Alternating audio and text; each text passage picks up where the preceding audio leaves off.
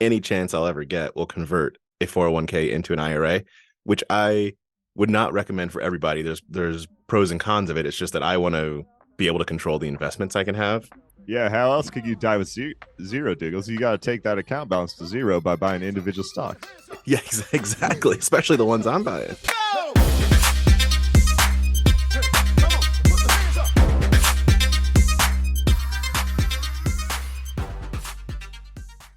This podcast contains the arguably witty banter of two friends, Skippy and Doogles, that like to debate about investing.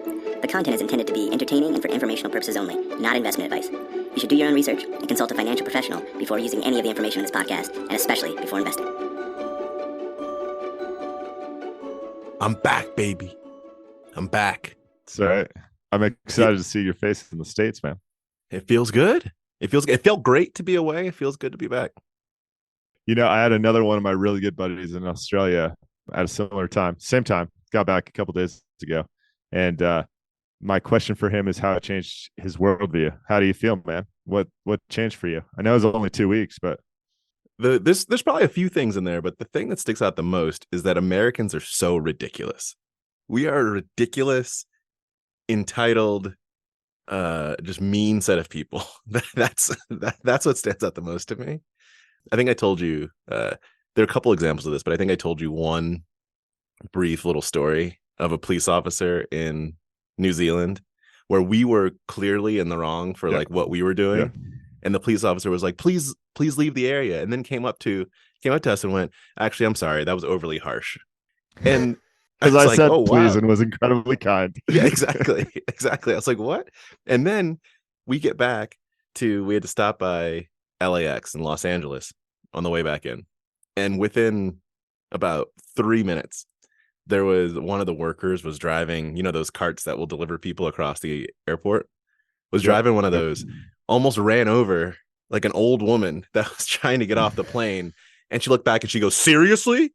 Like the driver said this to her. And I was like, this is the difference between America and the rest of the world. So that's a big takeaway. We can be nicer to people. I have that takeaway every time. That's why I like to go international so much. Yeah. Americans are jerks.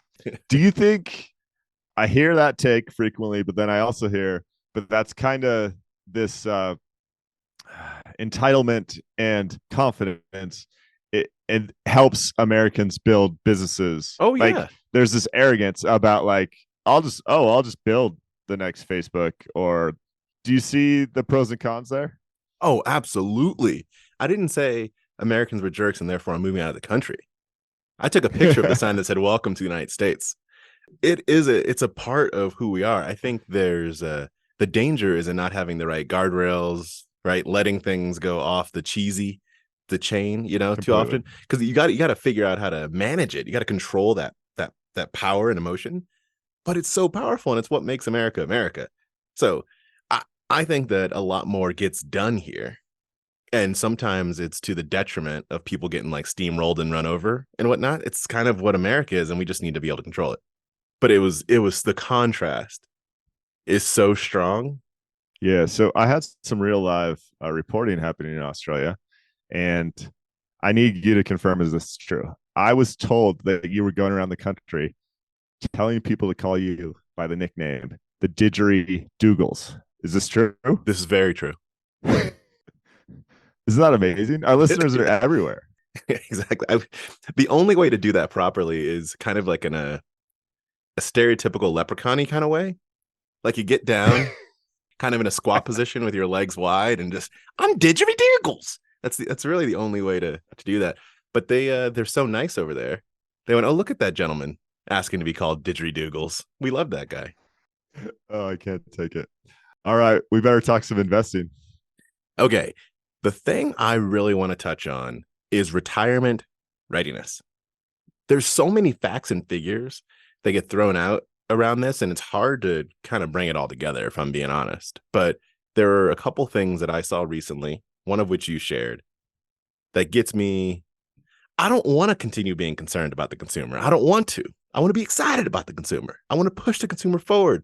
I want to bolster the consumer. I'm trying to think of other synonyms for support. I can't think of any. But that's what I want to do for the consumer. Meanwhile, I'm seeing things like Only 1 in 10 low income workers, they measured this by a median income of 19K, looks like annual earnings, between the ages of 51 and 64. So you're on the verge of retirement at that point. Only 1 in 10 had any funds put away for retirement. In 2019, this is compared to 1 in 5. So you're looking at 10% versus 20%. Some will call that half compared to 2007. That was before the Great Recession. Only the top 10% of older workers by income have increased their retirement assets since 1992. 1992? Dude, they're just so many thoughts here. They're just thinking our politicians and our government actually knows what to do, and they're taking the lead of the government, which never balances their budget, always spends more money than they take in. There's no good examples out there that teach people how to do it. Automatic savings accounts, which are government mandated in Australia, speaking of Australia, are not a thing in the US. Like, the average American is set up to fail when it comes to retirement. But Douglas, there's other points here. Who said retirement's even a thing? I mean, retirement didn't used to be a thing. Do we have to assume that people need to stop working and ride off into the sunset? Well, let me put it this way. If you say, and I'm going to drop one more stat. I'm going to via question. I'm going to do this via question, and then I'm going to answer your question. Okay. What percent of Americans aged 55 to 66 have no retirement savings? So before I brought up low income, this is just overall. What percent 55 to 66 have no retirement savings?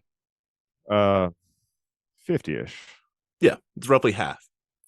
I wanted to drop that before answering your question, because what if you replaced retirement savings? Because it's a great question. What if you replace that with safety net for life or nest egg for their children? Change your mindset? Yeah, completely. No, I'm not in the boat, and never will be, that people should not save for the future in and out of retirement, for retirement and for general everyday unforeseen expenses. That's not who I am. I thought you were part of the Fern group. You know Ferns? No. Financially independent, retire never. No, oh, sorry. Well, I might actually be. Yeah. It was a play on the FIRE group. The FIRE group, which is financially independent, retire early. Douglas, you didn't even know that I read Die with Zero this week by Bill Perkins, energy trader. I did not.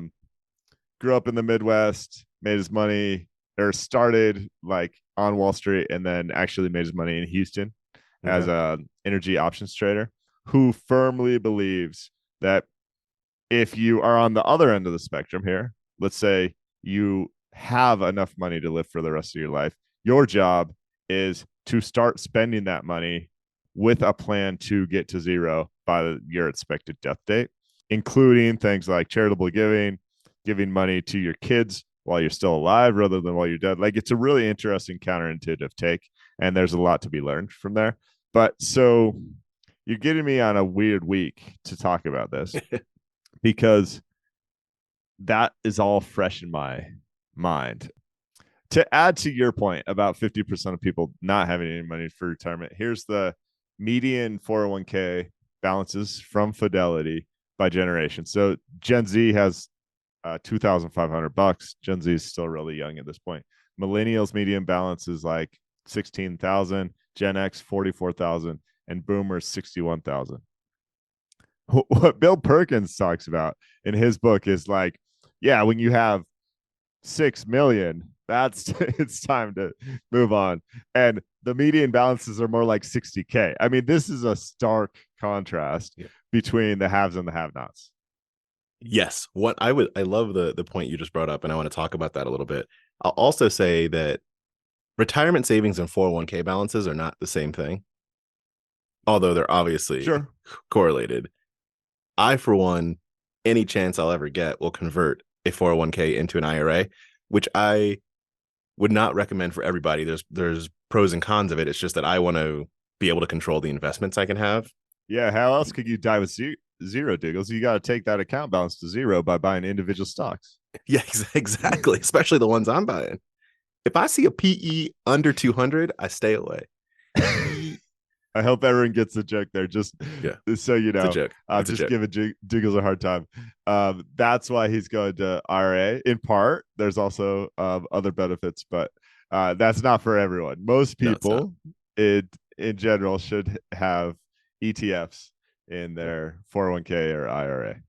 Two, I haven't read the book Die with Zero, but maybe to the broader point, you tell me that this is not congruent with the broader point, is contributing to the economy is an important component. And so if everyone, let's take it to the extreme, if everyone took all the money they earned and just put it into a bank account and never bought anything, the economy would come to a crashing halt. So it's important that that one just doesn't hoard, but you contribute back in some way. That might be consumption by spending. You brought up charitable giving, right? So that's investing in, I don't know, in places that are for the betterment of society, right? You can think about it in different ways, but I do think that's important. I don't know if that's the broader point Bill Perkins is making. No, so the book has nothing to do with this broader let's support the economy talking point that you kind of went to. But let's talk about David Zero for a little bit. His stance is basically you can do a quick calculation on how much money you need for the rest of your life. And the way you can do that is you can look at a life expectancy calculator, which will take in things like your weight, if you smoke, all the general stuff, and give you a bell curve, a normal curve that says, hey, you'll probably live till 82, based on your genetic factors and everything else. You can take that number, you can subtract it from your current age, and then you can look at your current annual spending. You can basically multiply that together, and you need about 70% of that. And the reason you only need 70% of that is because the funds you have invested continue to grow over, say, the next 40 years of your life. Once you reach that threshold, and some people reach that threshold at 35, most people would reach that threshold at 55 or 65. Most of your wealthier individuals would reach that threshold somewhere in their 50s or 60s. What actually happens in America, if you look at the net worth by age, is it typically peaks around like 70 to 75. Mm. And at 70 to 75, you can't do all these experiences that maybe were on your so-called bucket list because you don't have the health to do it. So he has like a pretty elaborate plan around, it's not a formal bucket list, but it's like, these are the things that really give me joy or would give my family members joy. And then planning for what age of life you'd have to do those things. The simplest example is if you want to go climb Kilimanjaro or Everest or whatever, don't sit around saving money and wait to try and do that at 68 because you don't have the health to do it. It's like a really thoughtful approach to how you maximize the value that money can bring in terms of experience to get the most out of life. And he talks about experience dividends, which I think are just fabulous. So if you and I manage to go to Vegas, celebrate a 40th birthday party, that's going to bring us joy for the rest of our life. And we're not going to remember how much money we spent. We're going to remember the times we had together, right? Really insightful and counterintuitive book. I don't want to talk about it too much, but his point is simply, listen, guys, if your net wealth is going to peak at 75, you did it wrong. Let's be conscious about having your net wealth peak closer to 50 or 55, making sure you still have plenty of money, and then doing that. I'll pause, and then I have one more point on the book. Yeah. So the broader point is make sure that you're taken care of in the future. And then the rest of it, you can use for experiences and whatnot, some version of that. But that first point is important. It's not just have all the experiences that you want today, live your life for today. It's do as much as you possibly can, or sorry, do what calculations, whatever, according to the calculations here, says that you'll need to take care of yourself in the future, your family, whatever that might be. And then don't just hoard the rest. Yeah. If you're a cold-hearted mathematics guy, like an actuary or something, you can actually say, oh, you know what? I'm 23 years old and I don't really have money to do backpack around Europe, but I'm going to find a way to get that money because my earning power is going to be so much greater when I'm 30 and 40 and 50 that I won't have the opportunity to backpack around Europe with friends. That like, it's just about leveling out your expenses, knowing that it will come. So then the point about giving to charities or children earlier rather than later, is kind of common sense, but it goes against how America works. So most people would die in their 80s and their kids would be in their 60s at that point. At that point, if they receive a windfall inheritance, it doesn't really do them any good. They already bought the house. They already raised the kids. They might have already paid for the kids' college. So the money shows up on their door, maybe when they don't even have the health to travel around the world, if that's what they want to do. His point is just once you have done the calculation to say, I have what I need, you want to put that money in people's hands that you can actually watch their life improve or them get some experience dividends with you in front of you. Like maybe that means you're all traveling together and doing fun things. I think it's a really wise point, but it's also such taboo to talk about. Like, I don't know how you go to anyone and be like, hey, listen, you need to give money away now, because it's not really your place and it's awkward. But such a solid, to me, that's the most valuable takeaway of the book is like, have those experiences with people you love when you can. And if you writing a check to do that, if you're able, enables that sooner rather than later, everyone benefits. I think the broader point I think is fascinating and important. And I would love to get a sense of what that might mean for folks that don't get to $6 million, just using the number that you threw out earlier, which might have been made up. Yeah. How do you do that at different income brackets? Because the reality for many people is that you're attempting to get to something that isn't survival mode by the time you're 60.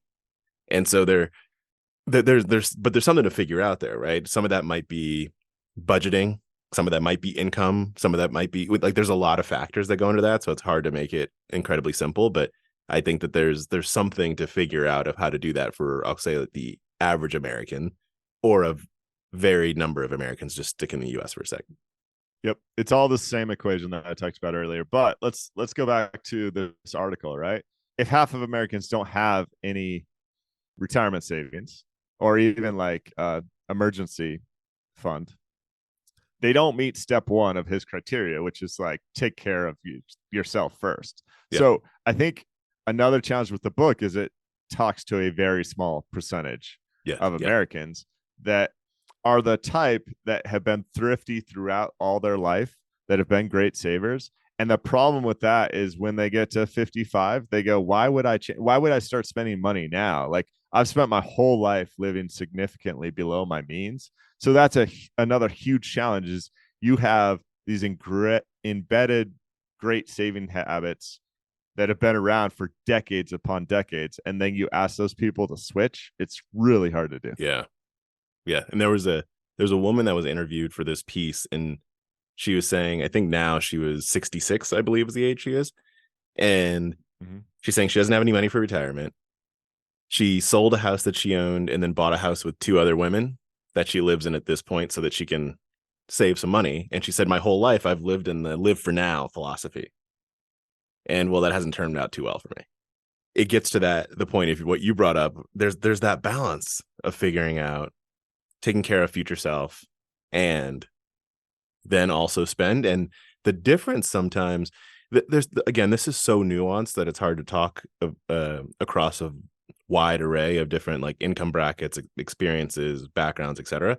But to talk simply for a second, sometimes there's only a slight difference between the life that she did live potentially and the life she has now, which might have been putting away a little bit that might not have been noticed along the way. Right? It's hard to know. Yeah. It's hard to know. Yep. One last thing. I mean, I think you can't talk retirement savings. You're right. It's so nuanced that on a podcast, you can't give guidance or advice other than to say, if your employer matches a percentage of your salary and you're not taking advantage of that free money, that's about the dumbest thing you can do. So let's do a hypothetical example where your employer matches 3% of your salary. Even if you only want to play the game and pull that money out, you can pull that money out with only a 10% penalty. So you could put in 3% of your salary, get the 3% match, which is free money. That's basically a 3% immediate raise for you. and then you could a year later pull that money in, and that would be idiotic. But like, don't leave free money on the table, guys. Like, that's the worst thing you can do. And then if you truly want to be great about it, let's get to the 10 to 15%. There's so many good books out there, but my favorite would be Simple Wealth, Inevitable Wealth, that talks about the power of long-term compounding, and go from there. Like, you'll be in great shape. And then you have the Bill Perkins problem, the die with zero, the how am I going to spend? How am I going to get my experience dividends because I have enough money set aside? That was a meatier combo than I thought it was going to be. Thank you. What else you got? All right. Last week I did my rant on Yellow Corporation and how they were about to go bust. Turns out we called that one. They basically, I think they filed for bankruptcy on Monday and we recorded on Saturday. And then the world is idiotic, and I'd like to. This actually ties into our previous conversation. At one point, Yellow stock was up 500% this week or last week. Doogles, do these people not know that the debt gets paid out before the equity? And like, I haven't done a deep dive of their balance sheet. Maybe there's some assets there, but come on, people. The company files for bankruptcy and it's up 5 times. Like, just we're still in the meme stock nonsense. Like, raise interest rates 10% tomorrow, JPal. All right, 10%. Just go to 15% interest rates. Call it a day.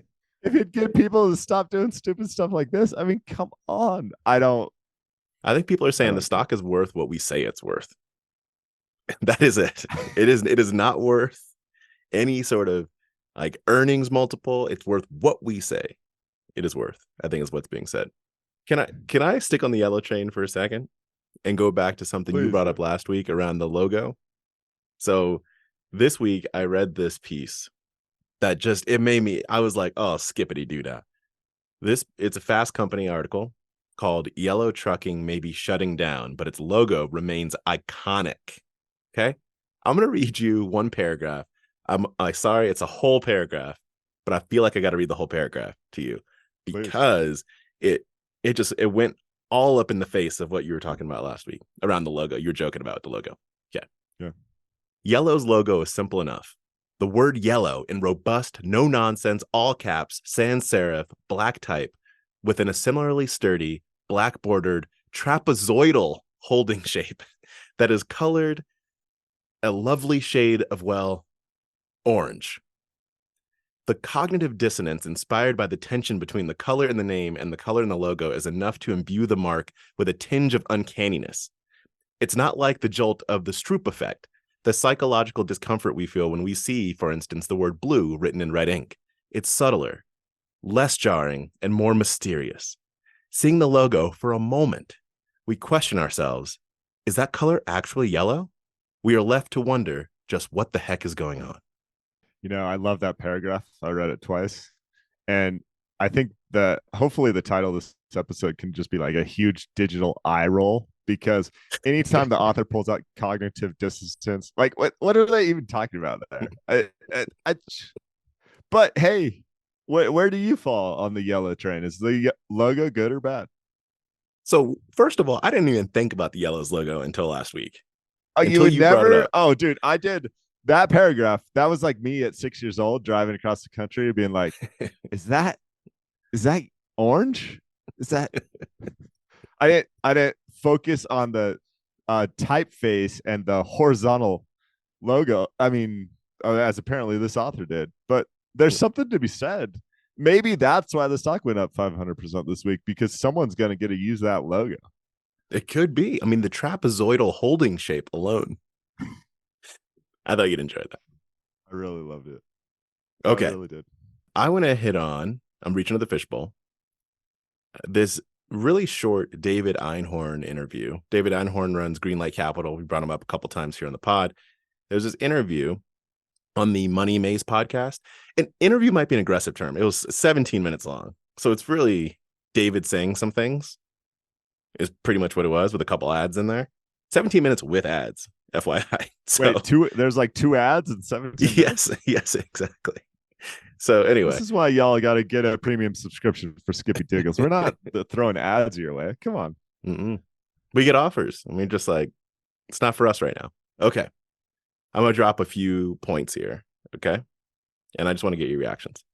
One, David Einhorn says, the value investing industry has had irreparable harm. What's your take? I don't care. I'm still gonna Okay. make money. There you go. I mean, do people There you go. care? Talk all the And then- trash you want. And then he says, for those that remain value investors, however, it's an exciting time. Boom. Yeah, right. That's what he says. Okay. Then he was talking about like what's happening in the market right now, in the state of the market right now. And he said, you don't get these valuations. He's talking about, he mostly brought up PE ratios, so price to earnings ratios right now. He said, you don't get these valuations except at the bottom of bear markets or the middle of recessions. And usually when this happens, you have an alternative like cheap bonds for a given company. So I'll explain that a little bit more. Saying at the bottom of the bear market, let's just take that example. You might have a stock that's dropped 80%, is something you brought up.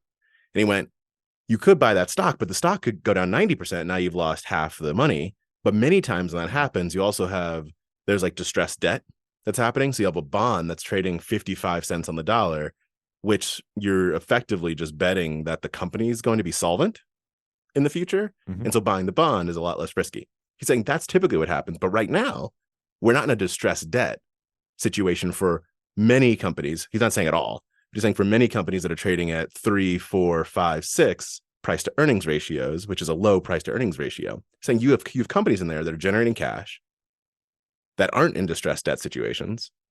And so it's kind of an interesting time. And he's finding a good amount of opportunity there. So I'll pause. I want to get your reaction to that. I thought it was interesting. Yeah, the distressed debt piece is very interesting. I've seen a few opportunities there. That's not for your average investor by any sense, but I am still working my way through the 27-hour a new release of securities analysis, and the bond distressed debt portion of that has a preference by Howard Marks, like an intro to that chapter. Fascinating. If you're digging into this Einhorn piece and you can layer on top the Howard Marks piece and the original Graham and Dodd discussion of debt, it's just mind-blowing how many deals might be out there, but it takes a lot of work, man.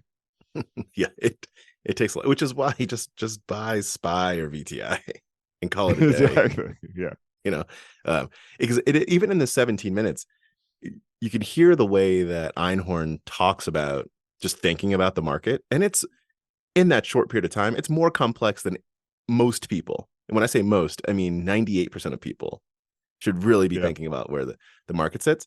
But I do enjoy personally seeing inside the brain of folks like this, just to see how they're thinking. Doesn't mean you follow it, just to see how you're thinking.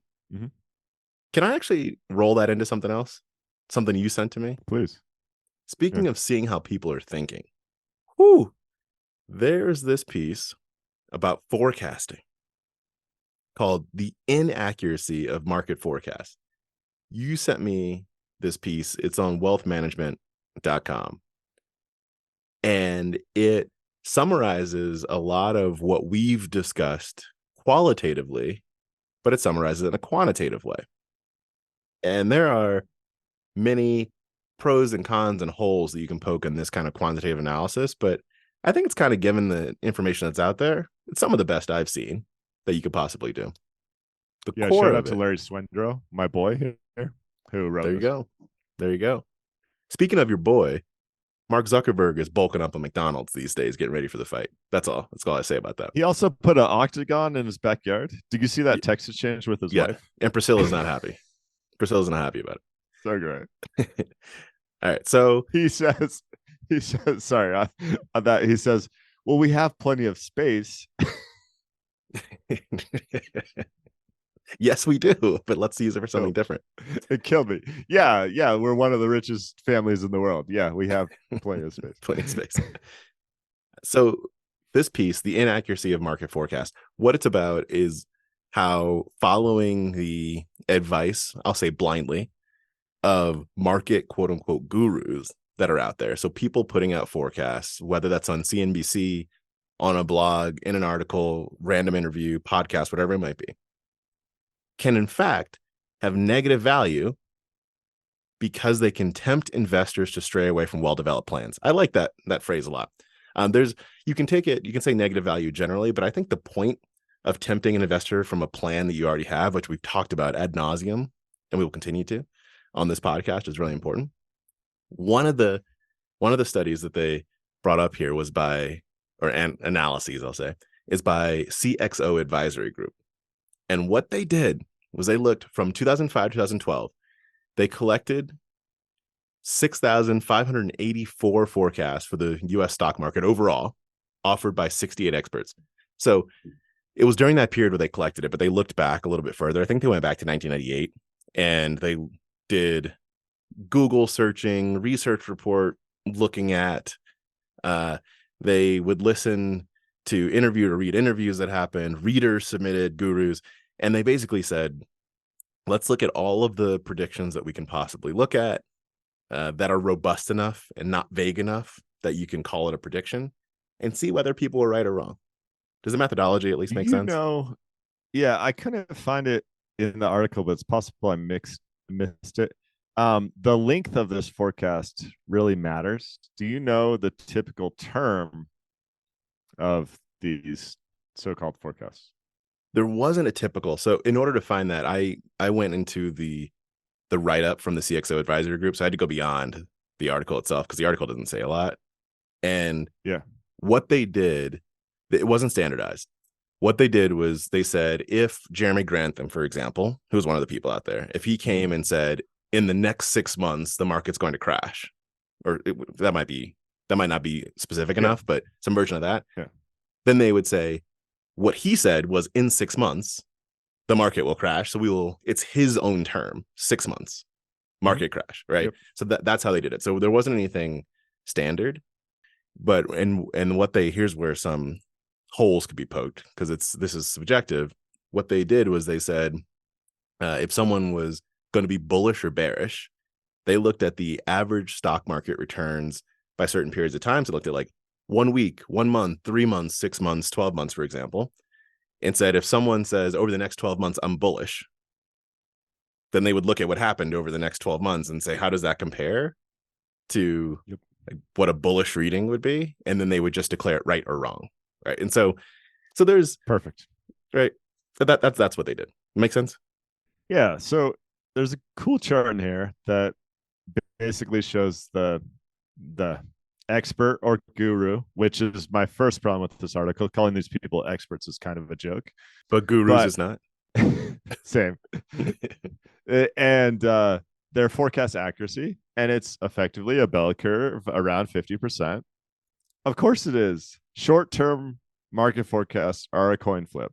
So our boy Jeremy Grantham, who I respect about as much as anyone in the investing community, has a 48% forecast accuracy according to this metric. Where I'm going, Doogles, is he probably goes on CNBC too much. They also have Jim Cramer, CNBC superstar. I have another problem with that. I love that. At a 47% accuracy. But when these sound bites gets made on CNBC or the like, they typically end up being a short-term forecast. I would contend if you go to GMO's 7-year forecast of returns, it's going to have a much higher accuracy simply because it's valuation based on a timeline that's much greater, where returns actually become more predictable. The valuation actually matters. In the short term, it just doesn't matter. So I don't know, like, this is super interesting, and it's really fun to see percentages next to people's names. But I think it's kind of a self-fulfilling prophecy, or kind of what we tell you on the show all the time. I don't know what's happening in the next 6 months. I don't know what's happening in the next 2 years, but I have a pretty good idea where we're headed 12 years from now. Relatedly, it's a point that I think it's really important in this piece, is what this isn't is an indictment of individuals and their ability to invest. Like, it is definitively not except for Jim Cramer. Except for the high likelihood on Jim Cramer. Sorry. But yeah, it's not that. What it is saying, do not blindly follow what someone says, a quote unquote expert or guru says about what's happening in the market, and act accordingly. Do not do that. That's basically what it's saying. Because But Douglas, even this is an issue because your know nothing investor, as Buffett would call them, goes, I don't know, this guy's on CNBC. He's got to know more about the market than no, me. Where are they supposed to? Who are they supposed to follow? Where are they supposed to get that advice? no, I agree with that. That's that, but I think that's why this is valuable. Is because it's just saying don't do that. But it's not saying, because even like take us for example, over the last couple of years, we've been talking about how there is some version of, we've said there's likely a big crash coming here because things are overvalued and they dipped a bit, they've come back up. There's likely a big crash. And what have we done? We have put more money into the stock market during that period in the way that we do it.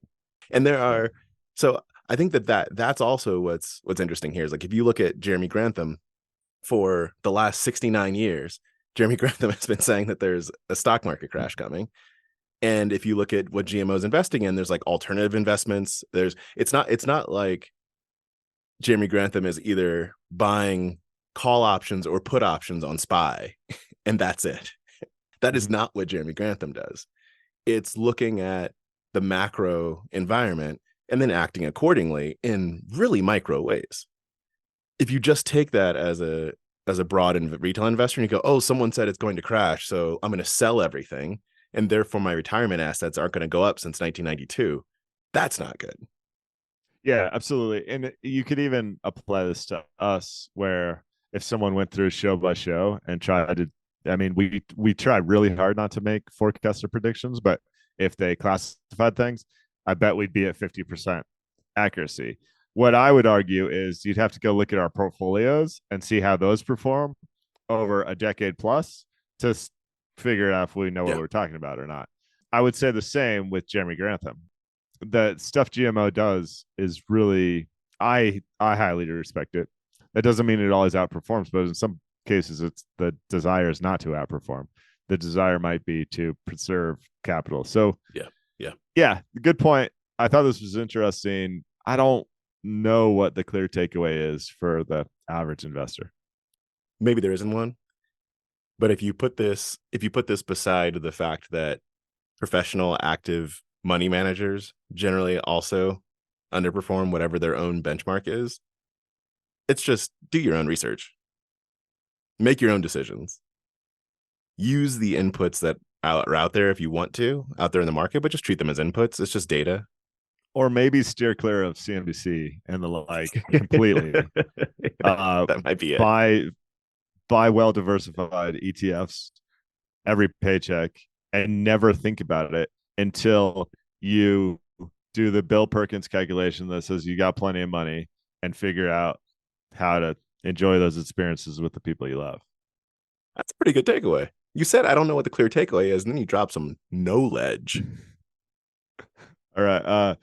Ben Carlson of awealthofcommonsense.com wrote this article that I've just thrown my hands up in the air at Doogles this week. It's called "One Year Returns Don't Matter." And listen, I've wrote some stupid stuff on my blog, and so maybe, I don't know, good guy, but he basically, here's the takeaway. He compares Meta, Apple, NVIDIA, and QQQ and says, oh, they've been great in 2023 and they laid an egg in 2022.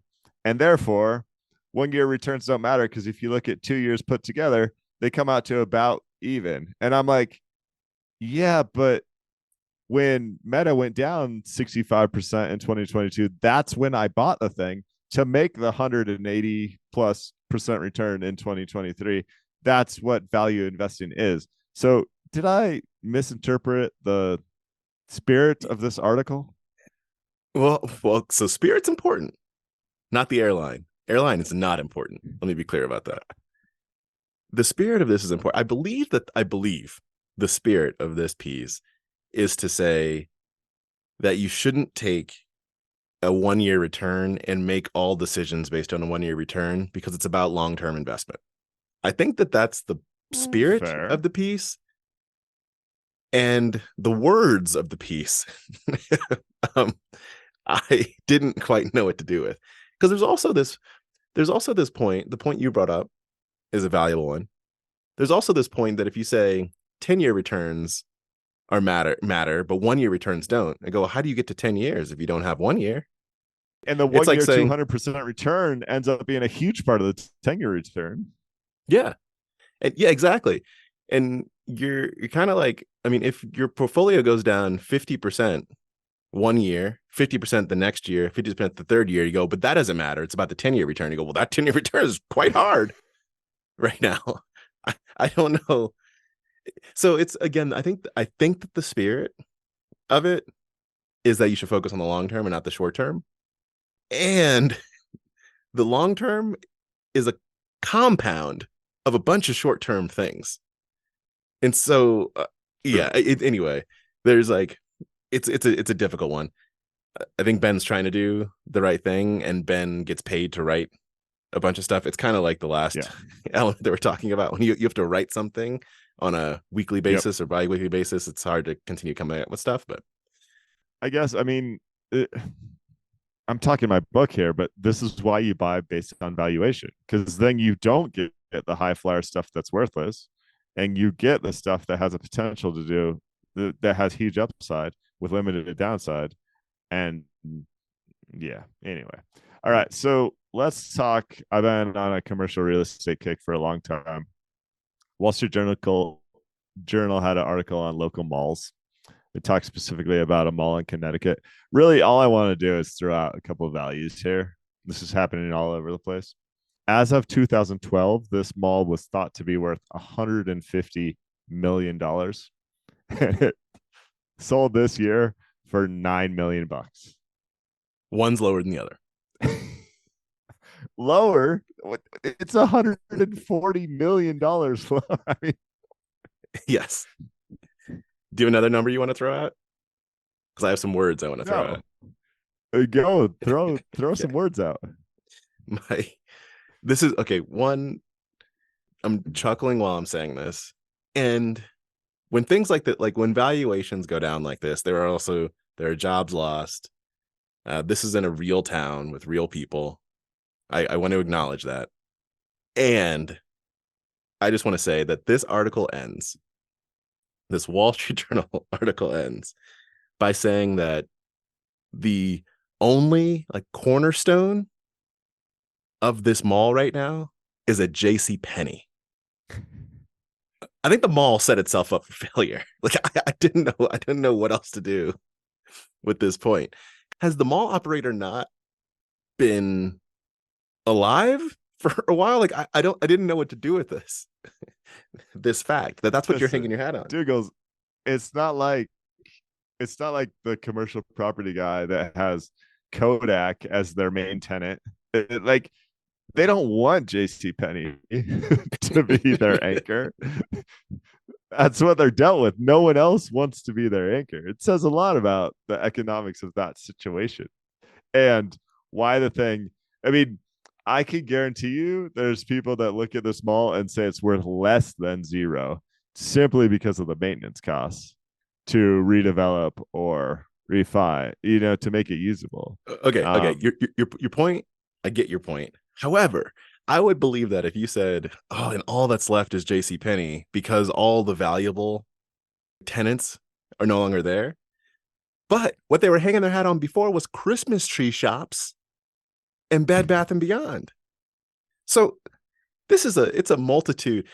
I can't remember there was something we were talking about recently. We were like, this wasn't just one bad decision. This was a series of many bad decisions that came in here.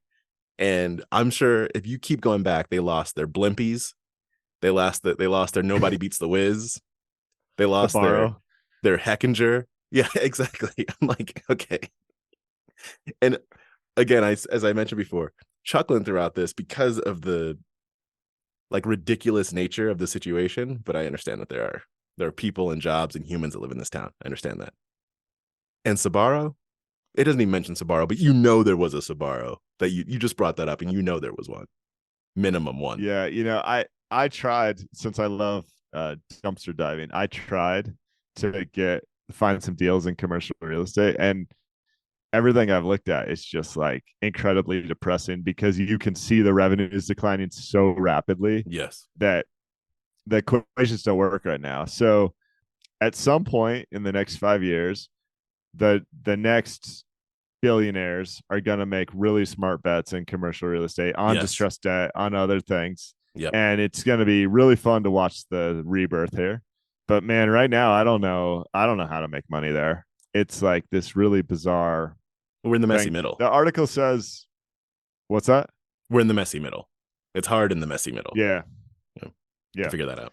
The article says that on average, low-end malls are worth 50 to 70% less than they were when they peaked in late 2016.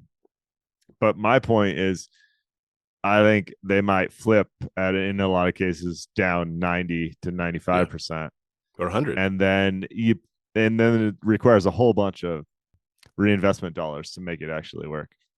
Yeah, weird. It's going to be time for this. Going to be super hard, and there's going to be a lot of money that's spent on trying to make them work when some of this is just inevitable.